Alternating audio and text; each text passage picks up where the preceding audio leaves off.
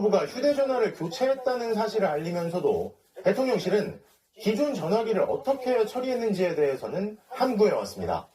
그러자 여야 모두에서 대통령 부부의 전화기는 공천 개입 의혹 등 여러 의혹의 핵심 증거라는 지적이 제기됐고 대통령실이 증거인멸에 나선 거라는 비판까지 나왔는데요.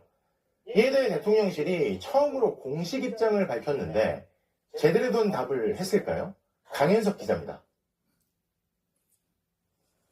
2022년 재보궐선거 공천 무렵 명태균 씨에게 전한 김영선이 좀 해주라고 말한 윤 대통령의 육성, 이른바 친오빠 논쟁을 일으킨 김건희 여사와 명태균 씨가 나눈 사적 대화까지 대통령 부부의 개인 휴대전화는 명태균 파문의 핵심 증거로 간주됐지만 윤 대통령은 아랑곳하지 않았습니다.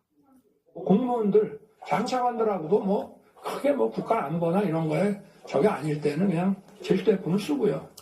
저하고 통화하신 분 아마 손들어라고 무지하게 많을걸요. 순방 직후 대통령실은 첫 가시적 조치로 휴대전화 교체 사실을 알리면서도 기존 휴대전화 행방에 대해서는 함구했습니다. 대통령실 관계자는 기존 휴대전화 폐기 여부를 묻는 취재진의 질문에 소통 방식에 변화가 있을 것이라고 말씀드렸다면서 이것으로 가름하겠다고 했습니다. 기존 휴대전화를 가지고 있다면 즉답을 피할 이유가 없는 만큼 야당이 지적한 증거인멸 의심만 키운 셈이 됐습니다. 특히 검찰이 윤 대통령과의 녹음 파일이나 명 씨의 휴대폰을 확보하지 못한 가운데 대통령 부부의 기존 휴대전화 확보 여부가 향후 검찰 수사 의지의 가늠자가 될 것으로 보입니다. 이런 가운데 대통령실은 야당의 상설특검 추진을 강하게 비판했습니다. 자신들의 꼭두각시로 임명함으로써 민주당 마음대로 특검 후보를 추천하고 민주당이 수사와 기소를 독점해 자신만의 검찰로 만들겠다는 의도로 보입니다.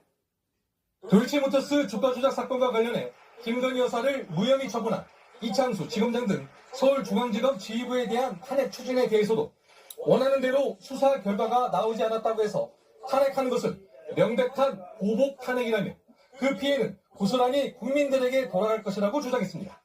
MBC 뉴스 강현솔입니다.